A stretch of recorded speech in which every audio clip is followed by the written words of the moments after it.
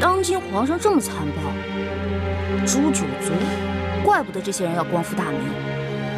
我说臭小子，你胡说什么呢？啊，你信不信我？哎，这位小兄弟，不过随便说说，不妨事。是。小兄弟，听你的口音，不像是京城人吧？第一次来。来京探亲访友的。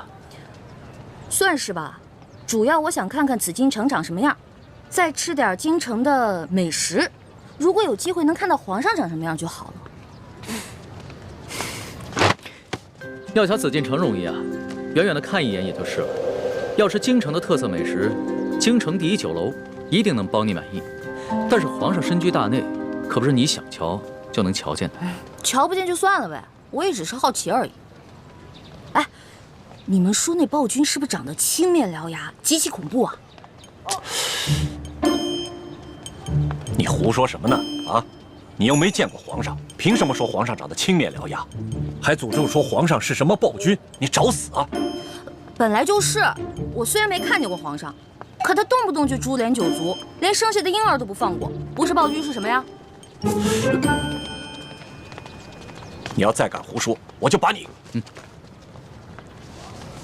可我听说，当今圣上年少，虽然早已亲政，可朝政依然把持在辅政大臣鳌拜的手中。你说的暴政，可不关康熙皇帝的事儿啊。你说的这些啊，我都听不懂，但我只知道，皇上贵为天子，就要为老百姓负责，既已亲政，还让鳌拜为所欲为。我看啊，他不是暴君，那也是个昏君。你要再敢胡说，我立刻……他说的对，任由朝政把持在他人手中，不是暴君，也是昏君。瞧他那把扇子很是名贵，我还是不要招惹这种人为妙。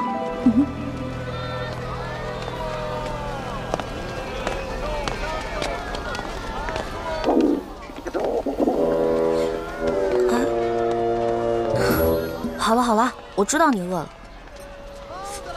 要不然先把你填饱了，再去找猪哥哥他们。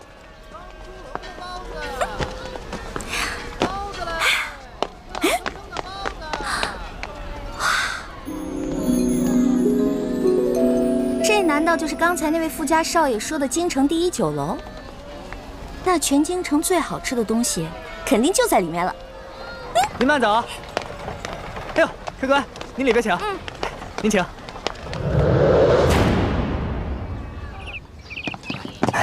客官。来，客官，您坐这儿。我要坐那儿。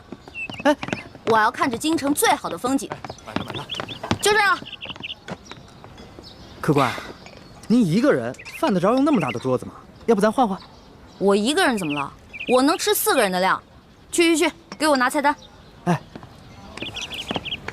哇。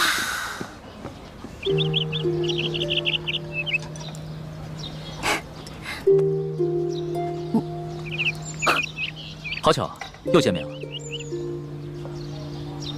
原来是你啊！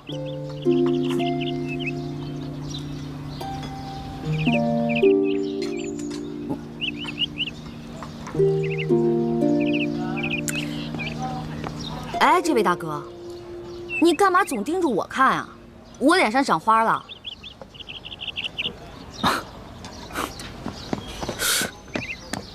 客官。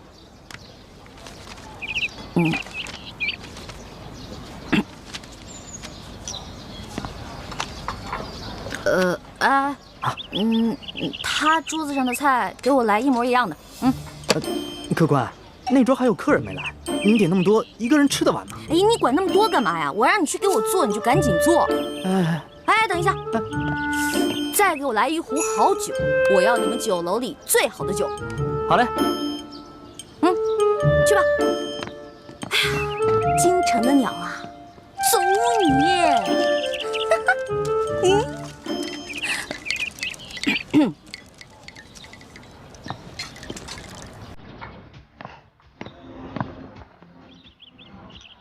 我说这位大哥，干嘛一直瞪着我看啊？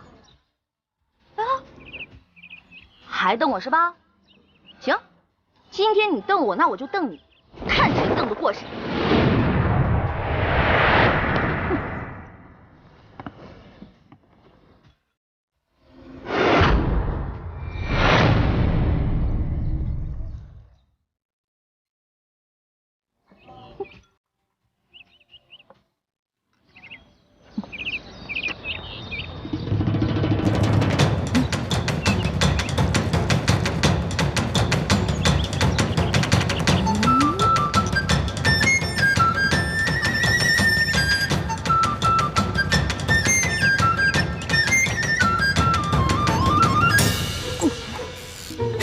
输了吧？看你还敢瞪我！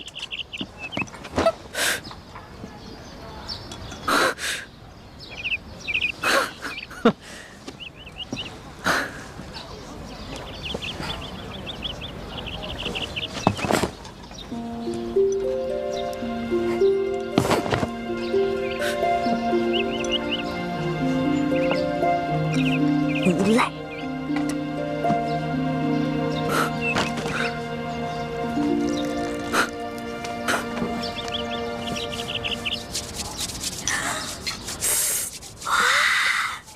好吃的，先吃哪个？尝尝。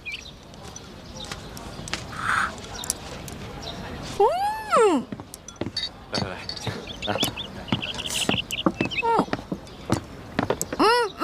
不太够。啥？听说你们京城最好吃的是烤鸭，对吧？去，给我拿一只。客官，您点的这桌菜，足够4、5个壮汉吃了。烤鸭你吃得完吗？什么意思啊？怕我吃不起是不是？我有的是钱。去，给我挑只肥的啊！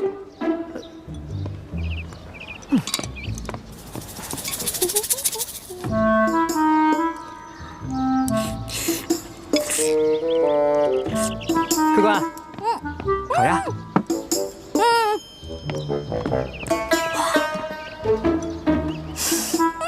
烤鸭。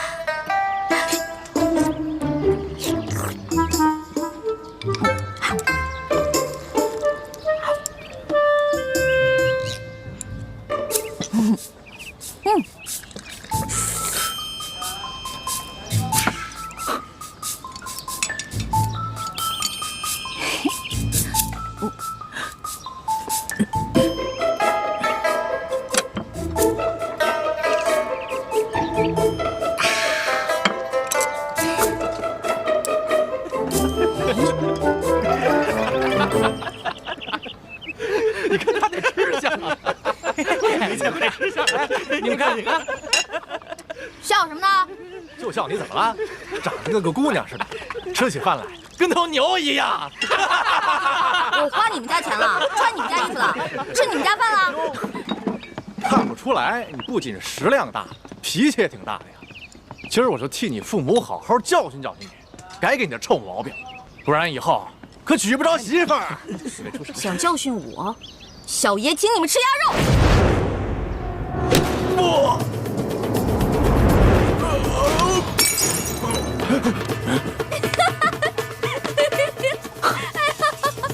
找死！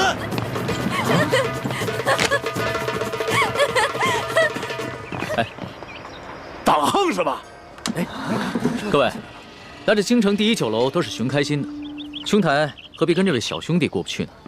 你是谁呀？要你多管闲事儿？在下龙三，小二来了。怎么了，几位爷？这样，你给这位客官加几个好菜，再加1壶好酒，都记在我账上。在下替这位小兄弟向你赔个不是。哎，来，几位爷消消气儿，这边请。小二，这些银子够不够？够，用不了这么多。剩下的都赏你了。好，谢谢爷。果然是个富家公子，哼，有钱了不起啊！别以为你替我道歉，我就会感激你。嚯！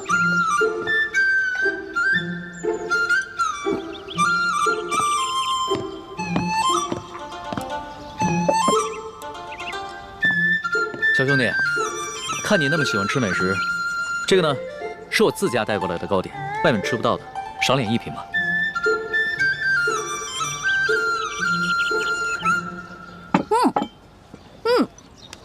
可真好吃，你们家厨子可真厉害。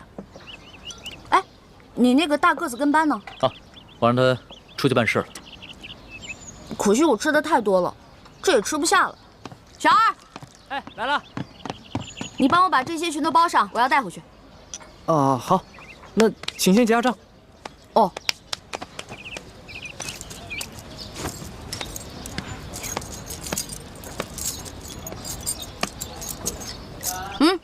不用找了，这不够啊！这可是整整1吊钱啊！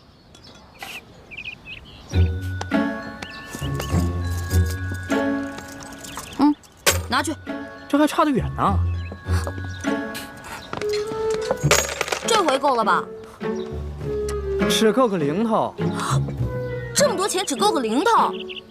你这京城第一酒楼的菜也太贵了吧？这些钱都是我跟我兄弟姐妹1年的利钱呢。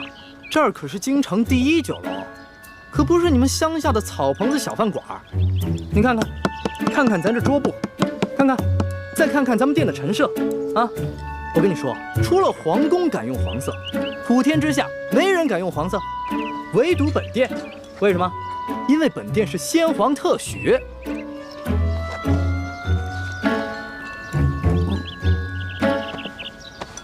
啊，这样吧，这顿饭钱我来出了。哎，且慢。虽然我知道你比我有钱，但是我也知道，无功不受禄。这样吧，我能不能先欠着，等我哥哥来了以后再付给你？可以啊，但是把你刚才掏的那块玉压在本店。带着这块玉赶回客栈，晚上会有别的叔叔接你回明珠谷。义父，你要去哪儿啊？我要跟你在一起。义父要为刚刚被绞死的那几个人收尸，这件事情太危险，你不能跟着我。那些被绞死的人跟咱们有什么关系啊？义父为什么要去给他们收尸？你还小，你不明白。记住，这块玉是你亲娘留给你的最后遗物，也是唯一能证明你身份的信物。你千万不能把它弄丢、弄脏。不行，这是我娘死前留给我的唯一遗物，不能给你。那客官的意思就是要吃霸王餐了。小兄弟，这个京城第一酒楼有个不成文的规矩，礼敬天下身怀绝技的能人异士。所以呢，你要是有什么绝技的话，能露出个1、2手，这样的话就可以免了这顿餐费。对，如果你实在没有现银的话，可以露手绝技给大伙儿瞧瞧。那什么样的绝技啊？来，小兄弟啊，你看到这上面挂的字画了没有？只要你能题一首诗，写一首好字儿，或者是画一幅画，就够格了。不瞒兄台，诗词歌赋、书法绘画，我样样都会，但是可能比不上这上面的墨宝吧。若是小兄弟觉得自己文采稍逊的话，那会不会什么别的，比如某种乐器、舞蹈，或者武功杂艺？没错，乐器嘛，我会好多种，舞蹈、杂艺、18般武艺，我也都会那么一点点。但是绝技，恐怕还谈不上吧。原来客官所学杂而不精啊！哎，人的精力是有限的，这位小兄弟啊，年纪轻轻的就什么都会，已经是很难得的奇才了。这样吧，小兄弟，你就挑你最精湛的技艺来露一手，看看是否合格。若是不够格的话，我来给你做担保，等你找到你哥哥再来结账不迟。好，就听龙少爷的，挑个您最拿手的，来一个给大伙瞧瞧。好，来一个。多谢兄台。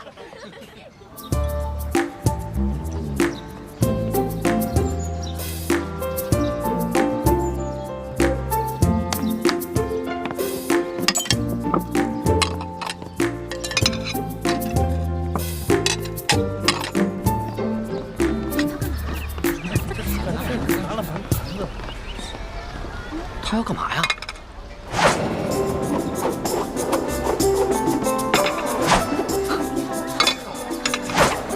小兄弟，你这手上功夫虽说不上如何，但也算不错。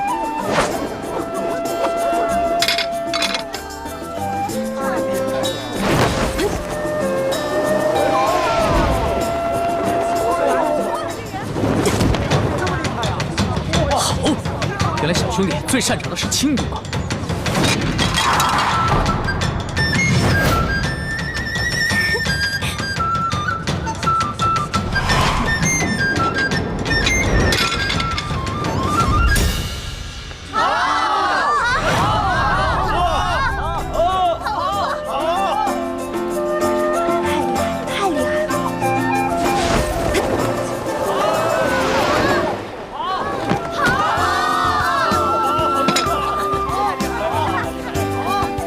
可以走了吧？当然可以，还请您留下高姓大名，下次再来本店提您名字可以打折。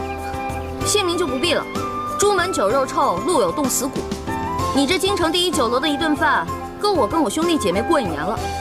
先撤了。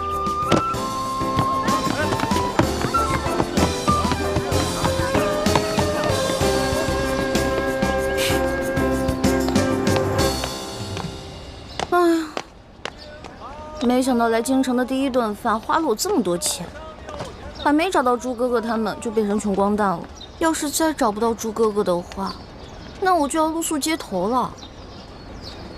等会儿那个龙三出来，他往那边走，我们跟过去，然后把他抓了。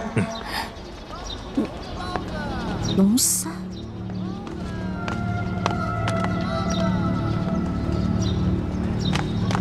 哎，兄台，我这样追上你呢。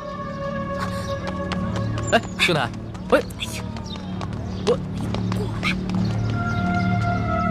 哎，小兄弟，不要问。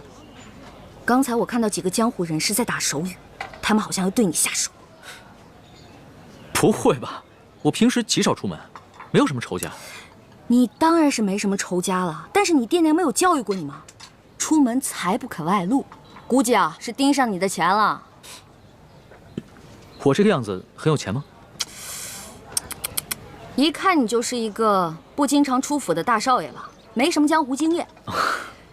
你啊，虽然穿了一件普通的绸衫，但是你手上那个玉扳指，还有你的帽子跟腰带上镶嵌的美玉，都是极品兵种。再看看你这把古扇，这扇面是黄庭坚的真迹吧？足以买下这整栋酒楼了。我倒是忘了这些细节了。小兄弟，你真是好眼力啊！哼，其实在下的能力呢，不光是刚刚在楼上说的那些，我对鉴赏古玩玉器也是不在话下。多才多艺，真是多才多艺。哎，不知道小兄弟叫什么名字？我们交个朋友吧。哎，你先别问我叫什么名字，我先问你，那个揪我小辫子，你那个大个子跟班呢？我原来还带了几个跟班，不过都被我派出去办事儿了。我们约好了，在街角转头的那个书画斋门口碰头。哎呀，如果你这样一个人出去的话，估计你也走不到书画斋了。那怎么办啊？这样吧，看在你刚才帮我解围的份上，又请我吃了一碟点心，我来帮你。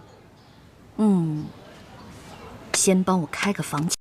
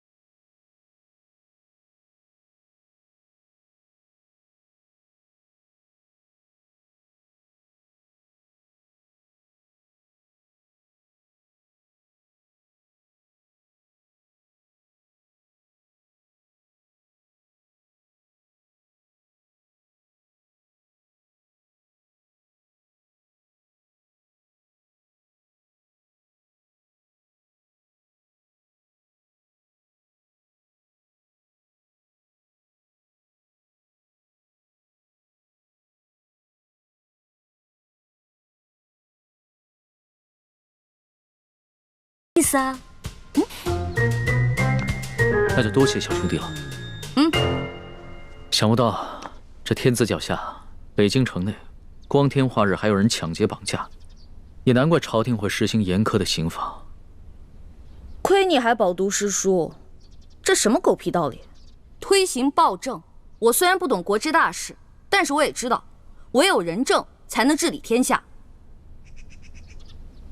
还愣着干什么呀？赶紧去换衣服呀！哦。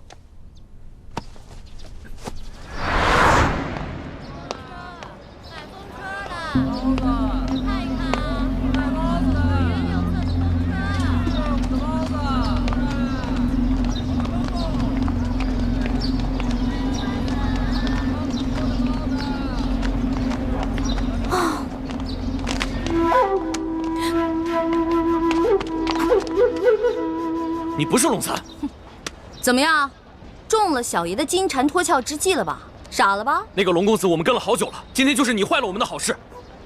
所以你们想干嘛呢？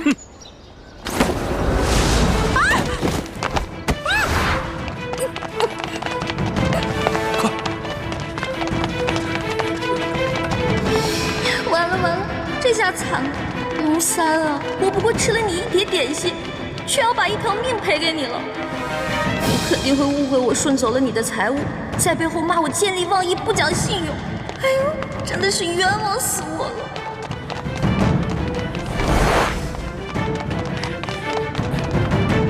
少主，今天有人破坏我们的计划。哦，什么人？这个人的声音好熟悉啊！放下！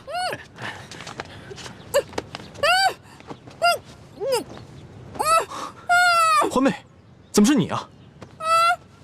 把绳子解开！猪哥哥，猪哥哥，怎么会是你啊？少主，这位是？她是我的小师妹一欢。啊，这些打架劫舍的人，你认识啊？你别胡说，他们都是我们联盟的好兄弟。一欢姑娘，刚才真是多有得罪，没想到我们居然是大水冲了龙王庙。你们为什么要劫那个龙三啊？京城的达官贵人们都爱去那第一酒楼，所以我们在酒楼当中也安插了眼线，方便我们打探消息。这几天来，我们发现那个龙公子经常出现在第一酒楼，暗中查访各种民间消息，行迹可疑，出手又非常阔绰，所以我们打算绑了他，盘问盘问，顺便从他身上捞点钱财，用作咱们联盟的活动经费。没想到啊，却让你给破坏了。哎呦，实在不好意思啊，各位，我不知道你们是自己人，我还以为他们是绑架良民的土匪呢。我一大早就接到师傅们的飞鸽传书，说你也来了京城，让我务必保护好你。我正想着怎么才能找到你，没想到我们竟以这种方式见面了。这家慈航药铺是咱们联盟在京城的据点之一，掌柜的还有店里的伙计都是咱们联盟中的兄弟。我现在的身份是这家店里新聘的坐堂郎中。你给我记住了，以后在外人面前要叫我李建清李先生，不许再叫我朱哥哥了。知道啦。哎，朱哥哥，叶哥哥、雪姐姐、樊姐姐呢？他们都出去执行任务了。哦，我呢，在指挥兄弟们绑架龙三儿。没想到却歪打正着碰上了你。对了，你为什么要帮龙三儿啊？这个嘛，我先进去换件衣服，出来再跟你说。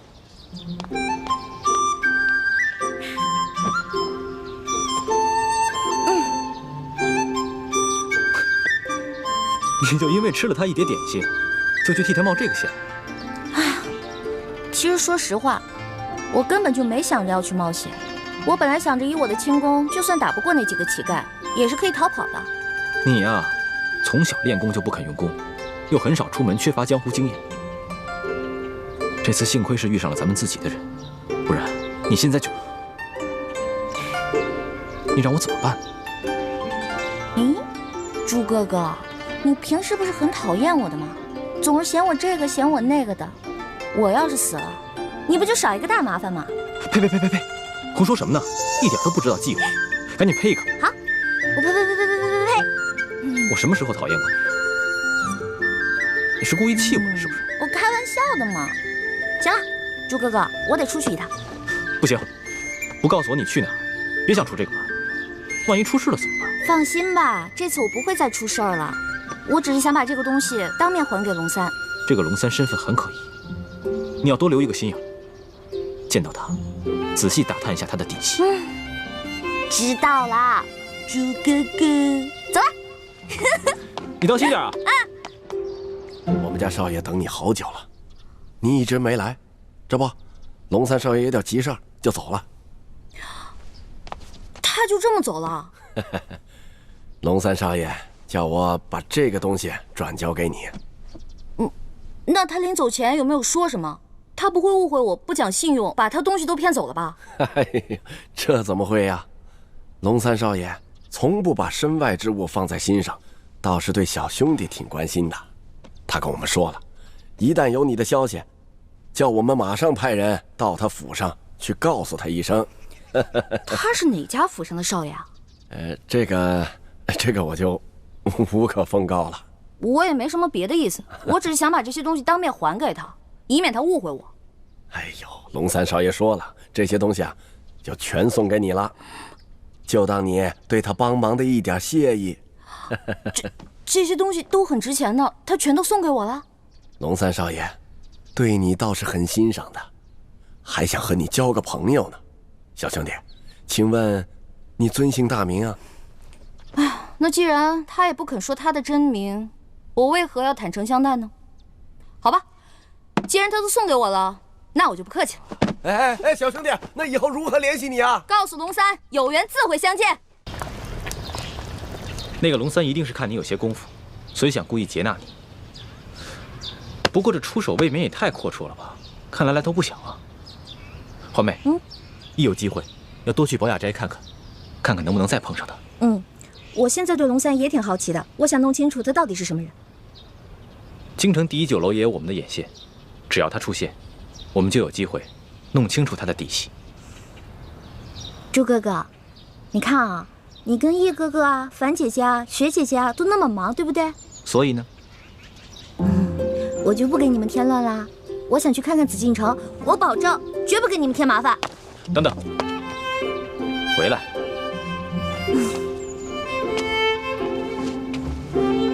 别搞得跟三脚猫似的，一点都不知道分寸。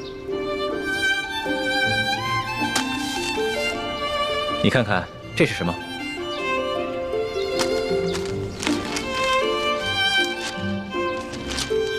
我知道你想去紫禁城，我陪你去。不过在去之前，咱们是不是得熟悉一下京城还有紫禁城的地图啊？这个是午门，午门前面是太和门。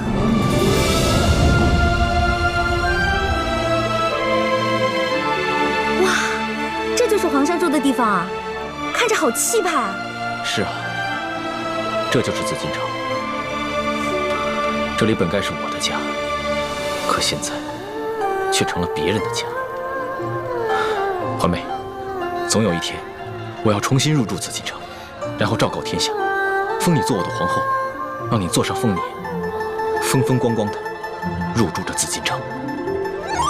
我才不要当什么皇后呢，我又不想住在这紫禁城里。这个紫禁城啊，一看就是用黄金造的大金笼子，有什么好的呀？我才不稀罕。你难道不想母仪天下吗？我为什么要母仪天下呀？我的人生有3大志愿，一呢是吃遍天下所有的美食，2是穿遍天下所有的美衣。这第3个嘛，我希望赶紧治好倩影姐姐脸上的伤。环妹，你是大明晋王的女儿，又是我未来的太子妃，怎么可以这么胸无大志呢？哎呀，我跟你说实话吧，我才不想当什么太子妃呢。这话不敢跟爹跟师傅说，我也只能偷偷跟你说了。现在这世上太平，老百姓可以吃饱穿暖，这天下姓朱或者姓爱新觉罗又有什么区别呢？师傅为什么一直想要光复大明啊？你怎么能说出这么大逆不道的话呢？看，你生气了还？这话我不敢跟师傅他们说，只敢跟你说。如果你要是生气的话，好吧，以后我就骗你，我说好听的话哄你，可以了吧？算了，虽然我有点生气，但我还是只想听你说真话。我就知道你不会生我气的。光复大明，为我诸事报仇，本来就是我的责任。你不过是一个心思单纯的女孩子，我不该苛责于你。朱哥哥，你现在赶紧回药铺吧，我还想再去庙会逛逛。我先走了。哎，你自己小心点，千万别在这事。哎呀，知道了知道了。你怎么比师傅跟爹加在一起还唠叨？走。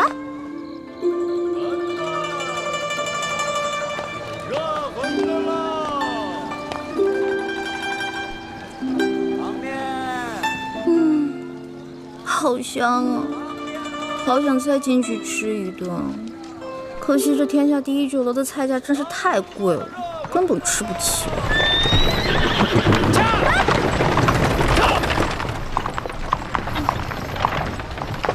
哼，驾着黄金马车，还这么横冲直撞，我倒要看看你是谁。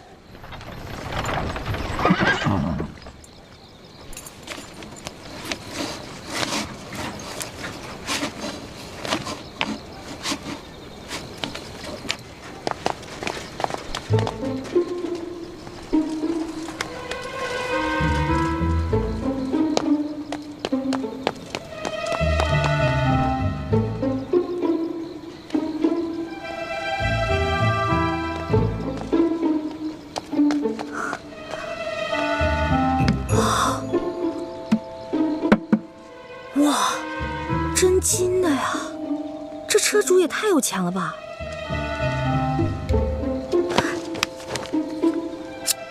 哼，看这车夫刚才那么嚣张的样子，估计这个车主也不是什么好人，我就当劫富济贫了。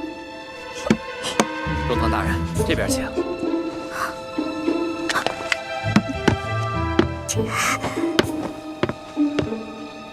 中堂大人，请上车。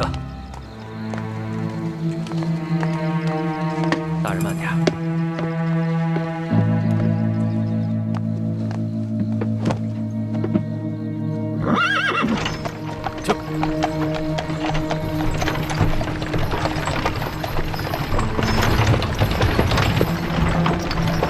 这当今世上，只有4位辅政大臣之一的鳌拜人称中堂。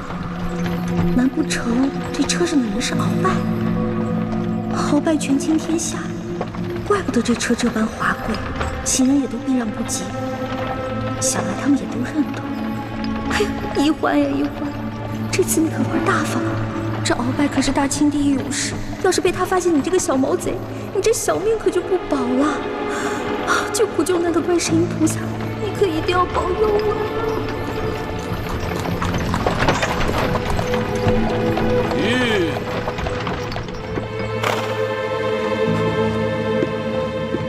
奴才见过中堂大人。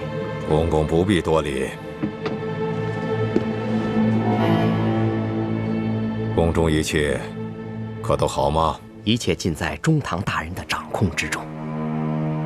皇上好吗？皇上现在每天还是跟一些小伙伴们摔跤玩耍，无心朝政。他那都是故意做给老夫看的吧？当年顺治爷临终托孤的情景，老夫至今难忘啊！只可惜这个小皇帝翅膀眼看着就硬了，有点看我等老臣不顺眼了。其实，皇上还是很念旧情的。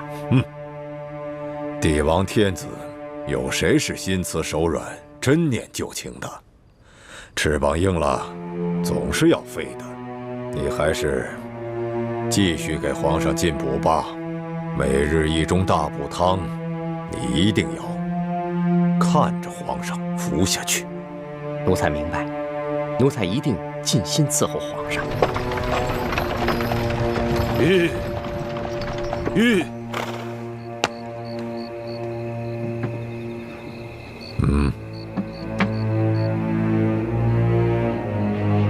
这是这个月的大补丸。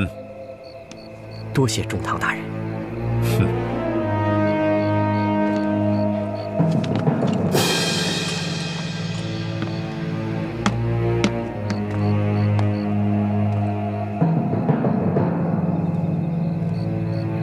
赶紧送公公回宫，公公不便在外久留。奴才遵命。回宫？难道是回紫禁城？我的天哪！走。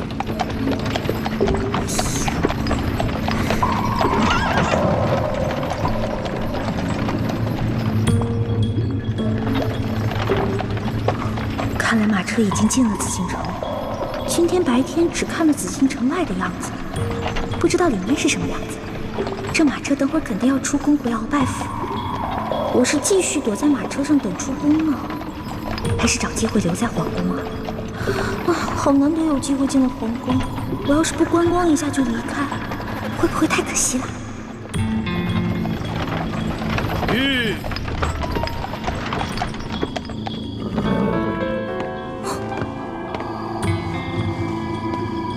公公，您慢点。公公，这儿有没有方便的地方？这一路可把我憋死了。这宫里的路不好找，还是咱家带你去吧。哟，那有劳公公了。哎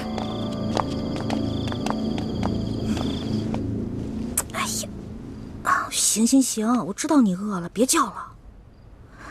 御膳房里面有举世无双的美食，要不然先喂饱肚子。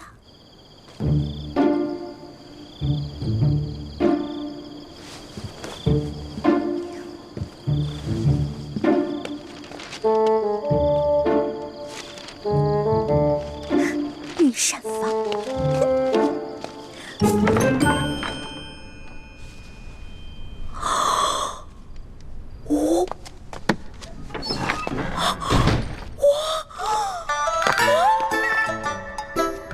幸亏猪哥哥给了我这张地图。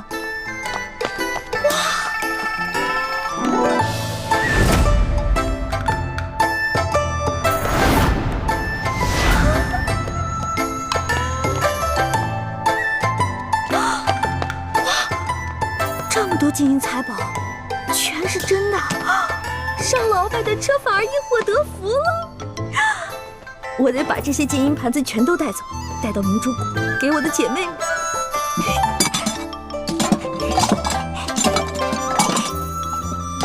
都是皇上用的东西，太棒了！快！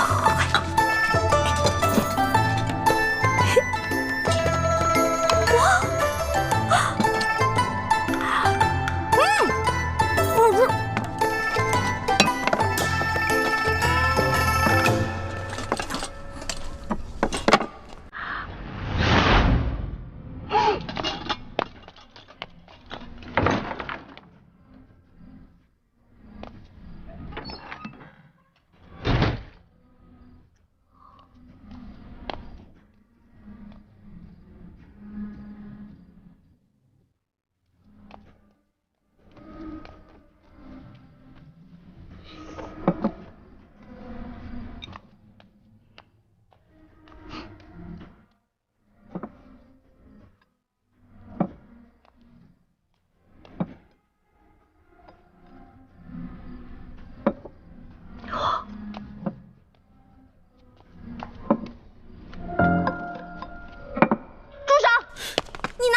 行了，你还要都拿走？是你啊？谁啊？我跟你不熟，别跟我套近乎啊！哎，是我。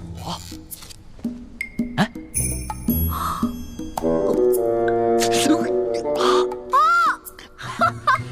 是你呀！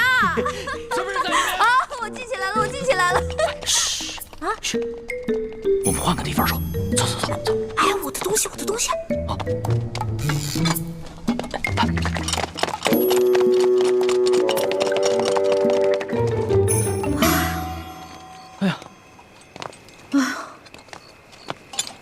吓死你！哎，多谢你啊，还好有你在，要不然我就被抓了。不过你到底是谁啊？我怎么会在皇宫看见你呢？而且你对皇宫的地形如此熟悉。我呀，我是这个宫里的御前侍卫，所以啊，我对这个皇宫啊特别熟悉。你在宫里当差啊？怪不得那个书画斋的老板不肯跟我透露你的身份呢。原来如此啊！小兄弟，还是你说的对，有缘自会相见。没想到这么快我们又见面了。是啊。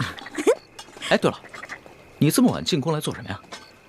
哎呀，别提了，要多倒霉有多倒霉。我在路上走得好好的，看。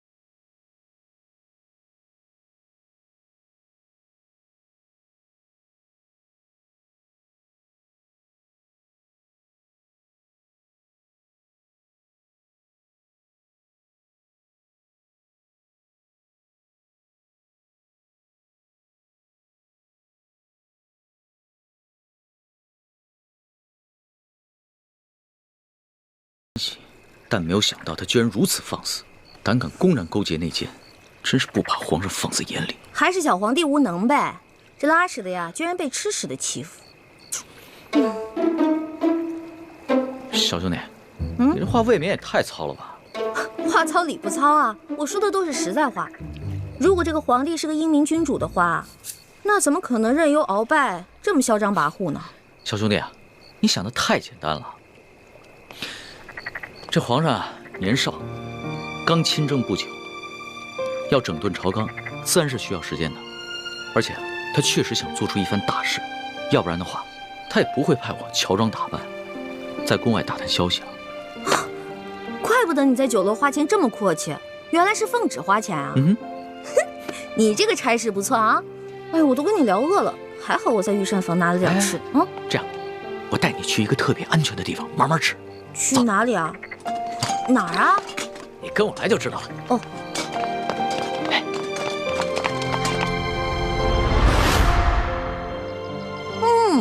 好吃。这御厨做的就是不一样，不光做的好看，吃着也香哈。那当然，能侍奉皇上的御厨，那都是天下第一的大厨子。哎，你不是说你是皇上的心腹侍卫吗？那你是他的御前侍卫，你想吃什么可以找他恩赐啊。那干嘛半夜三更的去御膳房偷吃的？我哪是偷偷去吃啊，我那是光明正大的去吃。要不是为了掩护你，我哪会被那些相熟的侍卫追得满宫跑啊？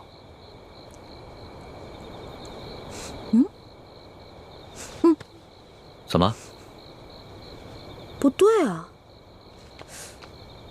这两种糕里面掺了不同的香料，会使人慢性中毒的。中毒？你别开玩笑了，怎么可能呢？这些糕点是皇上最喜欢吃的，而且皇上平时进膳的时候，都是有专门的人用银针试过的，也有专门的人试吃，怎么可能会有毒呢？真的，这里边的香料性热，而这个糕点里面的香料性凉，两种单独食用不会中毒，但是混在一起长期食用就会使人中毒，并且可以使人心智受损。你没开玩笑啊？干嘛？别动，我来给你把把脉。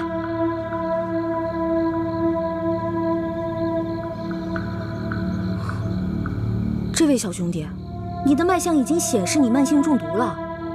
那个替皇上试吃的人，不会就是你吧？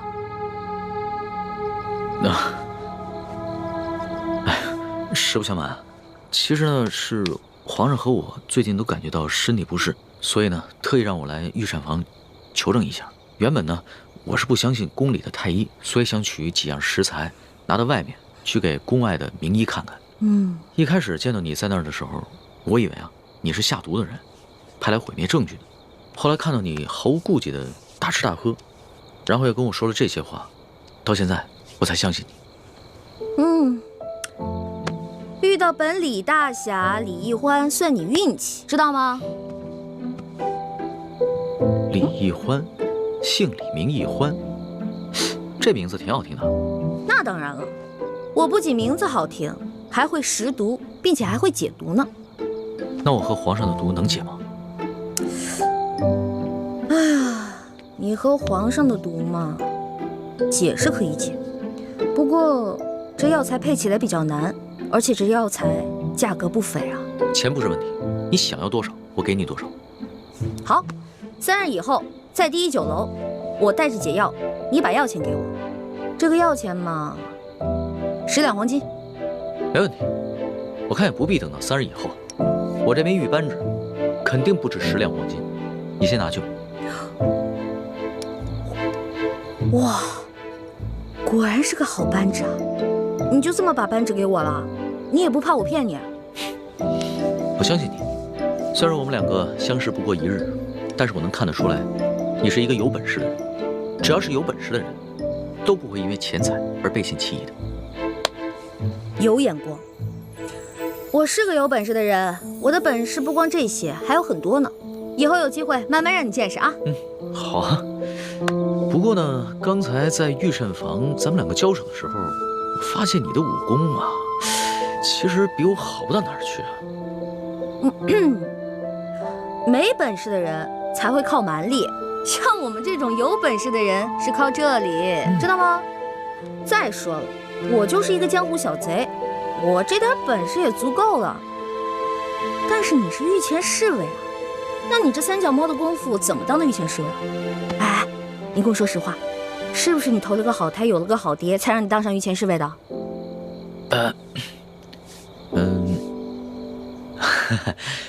实不相瞒，我确实是投了个好胎，有个好爹。我祖上啊是8旗的贵族，我能随侍皇上，也都是我们家里人帮的忙。任人唯亲，这康熙小皇帝呀，果然不是什么明君啊。哎，也就是你啊，说这样的话，要别人说这样的话呢，我早就拉他去见官了。不过呢，你虽然言语上对皇上不敬，但是我能看得出来，你心思不坏。你这个小兄弟吧，通情达理，仗义疏财。我决定了，你这个朋友我交定了。来，今天高兴，喝酒。我这壶底的酒可不是一般的酒，这个酒呢是我在山里发现的野山葡萄酒，也不知道哪位仙人何年何月何日酿造的，总之特别好喝。你别以为你是皇上的小跟班，吃惯了好多御食，好多御酒，就不把我这个酒当回事儿了。我这个酒啊，可比你那些御酒好喝多了。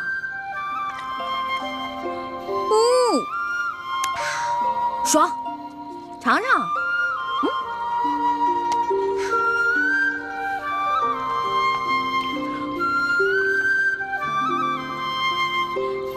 怎么样？啊，是好酒啊，是吧？多喝点。哎，小兄弟，你是哪儿的人啊？为什么要进京啊？我呀，我就是一个江湖游侠。我进京呢，就是来看一看京城有多繁华，吃遍京城的美食。2呢，我是想找一些珍贵的药材，配一款冰肌雪肤养颜膏，给我姐姐脸上疗伤。你姐姐的脸怎么了？哎呀，别提了，一说到这事儿吧，我就特别内疚。小的时候啊，我背着大人，拉着我姐姐去山里玩。哎，妹妹，咱们回去吧。平日里师傅们都不让咱们上山玩，说山里有野兽，那是他们吓唬咱们呢。走吧。哎呀，走啦！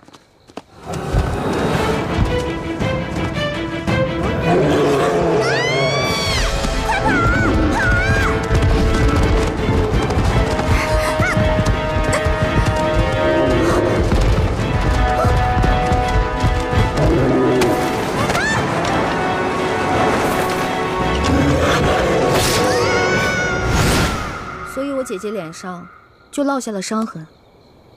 我义父是个名医，他说要想治好我姐姐脸上的伤，就得用稀有的药材配成一副冰肌雪肤养颜膏。但我们家比较穷，这些药材一直凑不齐，所以我就想啊，什么时候能把我姐姐脸上的伤治好就好了。我姐姐可是个大美人儿，但就是因为脸上的伤，让她变得很自卑。所以我希望我能早日帮她配齐这些药，治好她脸上的伤。所以你刚才不跟着那辆马车出宫，不是为了进御膳房偷吃东西，而是为了找太医院，去找那些能治好你姐姐脸上伤的药。对啊，本来我想先饱吃一顿再去太医院的，没成想。你是个重情重义的人啊，我喜欢你的性子。哎，你多大？我呀，我是顺治12年5月初4生的。5月初4啊？真的假的呀？真的。太巧了，我也是5月初4。啊？只不过我是顺治11年的，比你大1岁。这么巧啊？哎，你说咱们2个1日之内相逢了2次，我觉得咱们这个缘分匪浅呀。不如我们今天指月为誓，结拜为兄弟，如何？从来没有人想着跟我结拜的。不过我以前老看古书上说，那些古人们结拜好像挺有意思的。当然了，我也一直想这么做来着，可惜一直没有遇到合适的人。既然你我这么有缘，那就结拜吧。我长你1岁，我做大哥，你是小弟。哎，不行不行，岂不闻古人有云：文道有先后，术业有专攻。咱们既然结拜，就不能以庸俗的年龄论长幼，咱们得看谁的见识广，本事强。刚才你也说了，我的见识广，本事强，所以我是大哥，你是小弟。这也行啊？当然了，如果你觉得不行的话，再来打一架，谁赢了谁是大哥。不打。行，居然还有人想当我的大哥。行，你是大哥，我是小弟，好了吧？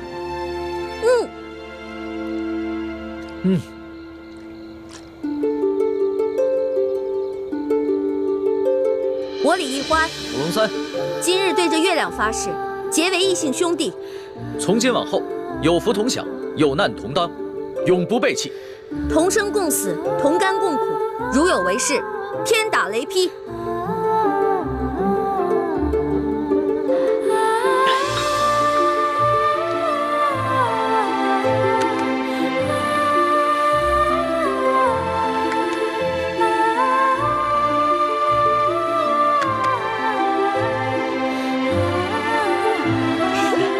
大哥请，小弟请。啊，对了，我们现在都结拜了，以后不能骗你了，要不然会天打雷劈的。大哥，你说什么呢？你可真是个小白兔！我之前说那个解药说要10两黄金，其实只需要10个铜板。我跟你结拜了，所以自然不能骗你了。哦，还有这个玉扳指，还给你吧。我是刚开始看你那么有钱，所以想顺便敲敲你的竹杠。不过现在咱们都结拜了，我就不能再骗你了，我得讲义气啊。大哥果然是个性情中人。不过我们刚刚对着月亮发誓，要有福同享，有难同当。小弟的东西呢，就是大哥的东西。这个玉扳指啊，大哥你就好好收着吧。这个东西啊，小弟多的是，不必还我了。当真啊？当真。我们刚刚发过誓的，你总不想让小弟被天打雷劈吧？像你这样的小白兔，行走江湖不得被人炖了给烤了吃啊！不过你放心吧，现在有大哥在呢，大哥保护你。行，那日后小弟就多仰仗大哥观察了。放心吧，乖啊！我回来啦！你去哪儿了？朱哥哥，我看看啊，有没有受伤啊？哎呀，朱哥哥，别大惊小怪的了。你看我不是挺好的吗？什么事都没有啊！哎，你知不知道，大家为了找你1宿都没睡，各个据点也都派了人，满北京城的找你。樊师妹到现在都没回来。一欢，谢谢你，你急死我们了。哎呀，对不起嘛，没想到我一夜未归，大家这么兴师动众的。欢妹，你要注意自己的身份。如果你出了事，整个联盟会不惜一切代价去救你。如果因为你牺牲了那么多无辜的性命，你心里过意得去吗？我知道了，朱哥哥，我错了，我下次再也不这样。不过，你们知道我去哪儿了吗？去哪儿了呀？紫禁城。你不是跟我说去庙会了吗？是啊，我事先去的庙会，我去了庙会以后，我还去紫禁城溜达了一圈呢。我不光进去了，你们猜我看到了谁？我碰到了皇上的御前侍卫龙三，我还跟他结拜了呢。啊？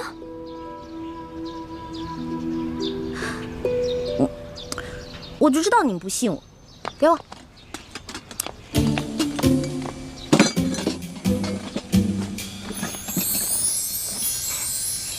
哇，看，没骗你们吧？我不光跟他结拜了，我还成了大哥了呢。他居然认我当大哥，我从小到大都是最小的，没想到我现在成大哥了。原来龙三就是康熙的御前侍卫，是替他在外面打探消息的，怪不得出手那么阔绰。环妹，你要多跟龙三联系，要挑起康熙跟鳌拜的内斗，也许龙三就是一个重要的突破口。没错，你昨晚不是正巧碰见鳌拜勾结内奸吗？这样一来，小皇帝肯定就更加记恨鳌拜了。可是我跟龙三都结拜了，他是我兄弟啊，我们已经发誓了，有福同享，有难同当。我这样做是不是有点不厚道？环妹，情有轻重，义有大小。江湖情义固然重要，但那是小情小义。联盟光复大明，那才是大义。一欢，你要相信咱们这些从小一块长大的兄弟姐妹，可不能被刚认识的人给迷惑了呀。那好吧，我听你们的。皇上头晕的毛病可好些了？略好些了。只是皇祖母，你们都退下吧，和皇后唠些家常。下去。是。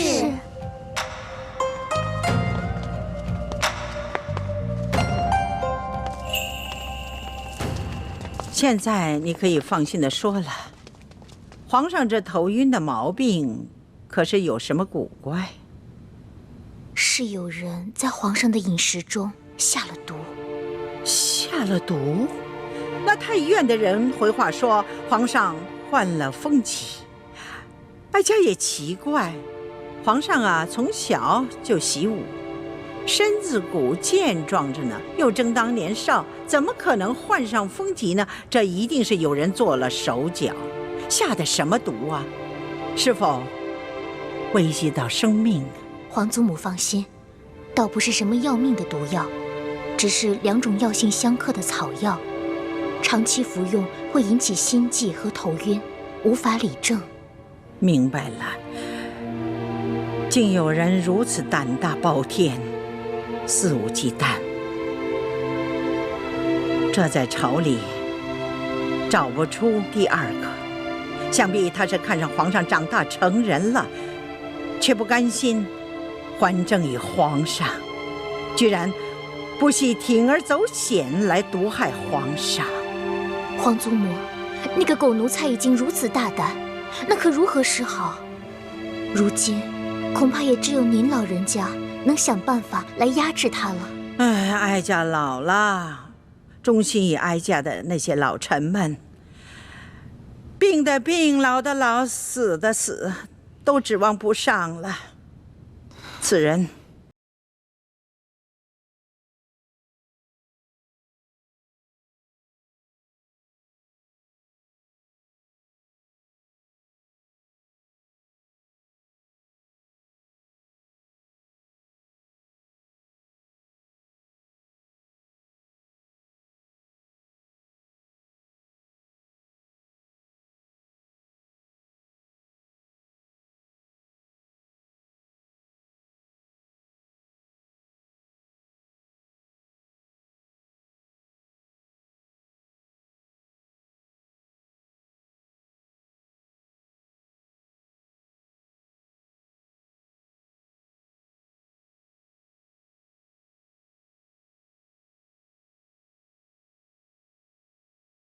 解毒药，给你的。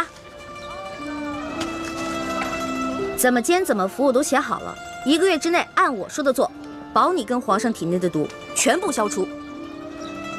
多谢大哥。小小意思，不用客气的。哎，对了，大哥，你为你姐配的那个养颜膏需要的药材也写一份给我，我回头啊帮你去太医院取去。真的？谢谢龙小弟。自家兄弟，你跟我客气什么呀？哎，对了，你们查到那个给皇上下毒的人了吗？虽然没有确凿的证据啊，但是也猜到了7、8分。会不会是那个中堂大人鳌拜啊？他那天说让宫里的内侍给皇上进补，是不是就是给皇上下毒啊？大哥，这外面人多嘴杂的，咱们好久才见一次。今天啊，我们只谈美食，不谈国事。对对对，美食当道，其他的靠边去吧，吃吧。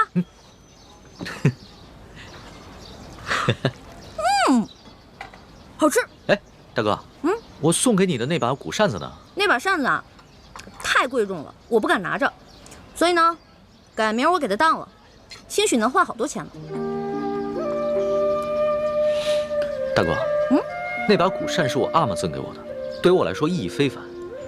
我和大哥呢一见如故，很是投缘，所以把它转赠给大哥。没想到你却想把它拿去当换钱。呸！我说错话了嘛，别生气啊，龙小弟。你放心吧，那把扇子我会好好保存着，我绝对不会把它卖了。如果丢了的话，那我就出门被雷劈，下河被水淹死。你也不用发这么多的誓啊，只要你心里有小弟就好了。哎呀，龙小弟，你不知道，你是贵族家的小公子，而我呢，从小出生在一个穷乡僻壤的山谷里面，全谷的人呢，连一件像样的绸衫都没有。每当过年啊，所有的人分一头猪吃。来到京城以后呢，我觉得京城好繁华呀，我特别想努力赚钱，把这些钱都带给乡亲们，让他们过几天好日子。大哥，以后呢，要是缺钱的话，你就来找小弟我，小弟别的忙帮不上，银钱这方面啊，很是方便。只是，大哥千万别再把我送给你的东西拿去卖了换钱。哎，那可不行。虽然你是我兄弟，但是你已经帮我很多了，我可不能再让你帮我了，我要自己赚钱。我知道，大哥这个人呢，表面上看上去放荡不羁，其实啊还是很有原则的。哎，我的龙小弟也不错嘛，仗义疏财，通情达理，最主要的，大气有钱。能得到大哥这样的评赏，小弟心里甚是欢喜啊！来，喝一杯。喝，干了。好热呀！为什么这么热还要开会啊？此人就是孙福，他曾是我二儿子，也就是奕欢的二哥李嗣兴的心腹副将。当年我跟吴三桂在滇都大战，嗣兴是怨恨我为了保护先帝，亲手射杀了他娘亲跟他妹妹，从此不知所踪。这孙福也下落不明。如今我们得到消息，孙福已经投降了清廷。现在，我要你们全力活捉孙福，把他带回明珠谷，从他的口中逼问出嗣兴的下落。这孙福都投靠了清廷了，那我二哥会不会也投靠清廷了？奕欢，不要胡说。你二哥是我的亲儿子，是我一手教养成人，他是宁死也不会投降大清的。他的失踪，要么就是生我的气，要么就是被孙福暗害，为国捐躯了。孙福投降清廷以后，清廷对他很是重用，不仅赐了满姓，还封锁了一切有关他的消息。所以我们调查了这么多年，直到如今才探查到，元州知府阿克塞纳木泰就是当年李嗣兴将军的副将孙福。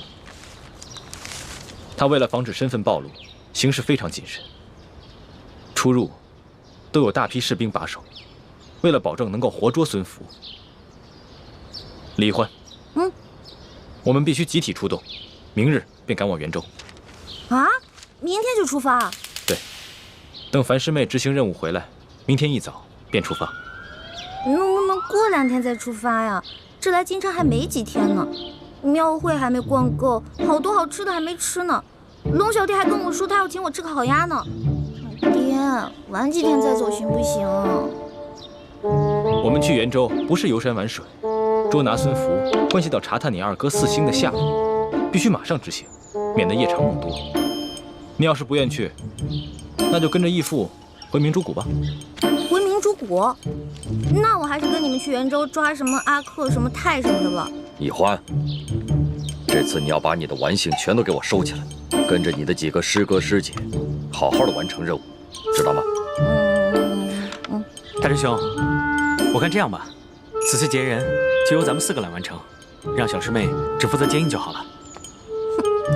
还是叶哥哥对我好，不像某些人婆婆妈妈唠唠叨叨的，讨厌。你就是嫌我烦，我也得提醒你一句，坐直了。此次行动是我们5个人出师以来第1次集体行动，切莫大大咧咧的，不当一回事。认真点。奴才叩见太皇太后，太皇太后吉祥。嗨，甭这样，哀家都说了多少回了，那些繁文缛节的事啊，就免了。哼，赶紧坐下吧啊！谢太皇太后恩典。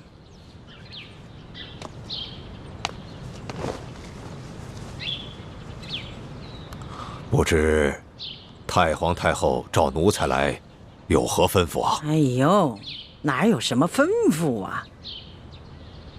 也就是啊，看着眼下春光正好，想找几个老人呢，陪着哀家赏赏春光，是不是？这掐指一算呢，也就剩下你这么一个老东西了，能来到这儿跟哀家说说话。是啊，这多尔衮死了有20年了，索尼也死了3年了，多谢太皇太后还念想着奴才。鳌拜呀，你可是我们大清国爱新觉罗氏的大功臣呢，也是哀家的老相知，哀家自然的时时刻刻会想到你。好在皇上已经成人了，哀家这担子呢该卸一卸了，你说是不是？太皇太后所言极是，太皇太后也是不容易啊，辅佐了3代帝王，功盖千秋，真可谓是古往今来女中第1呀！哎呦，什么功盖千秋啊，天下女中第1呀，这都是虚名虚词儿。哀家不过是尽了一点本分而已，哀家就是指望着皇上亲政，这朝廷稳定。太皇太后放心，奴才定会尽力辅佐皇上，以不负先帝托孤之情。其实呢，你这些年对大清朝啊，一直是尽心尽力。哀家呢，这心里头领情。这皇上是刚刚亲政啊，哀家虽然老了，但是呢，哀家还是要竭尽全力来保护皇上。谁要是对皇上不敬，哀家呢，就算是拼了老命，也让他不得好死。